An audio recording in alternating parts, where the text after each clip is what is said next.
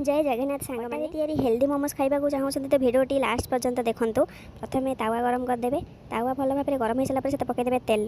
तापर पकईदे पंच फुटण हो कि जीरा हो पकईदे, पकई सारापर से पकईदे कटा होता पियाज, पियाज को भलसे भाजी ने, पियाज भाजी सारापर से पकईदे अदा रसुण पेस्ट, ताकू भलसे भाजी ने,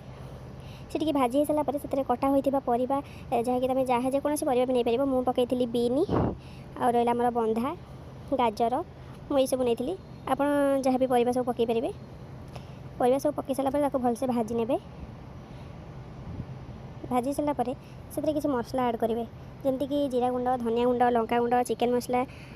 पकईबे भलसे भाजी ने, घोड़े देवे टी पानी देके घोड़े देवे जोटा कि सीझीज।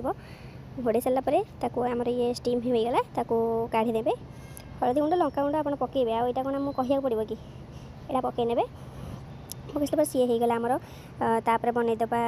डी सारापर लास्ट को गरम मसला सहित गोलमरच गुंड पकई ने, आमर अटा जो दला ही रखाई पूरी भाया करदे, पूरी भाया करदे से पूरा देकी स्टीम बनईदे जेकोसी टाइप बनई पारे।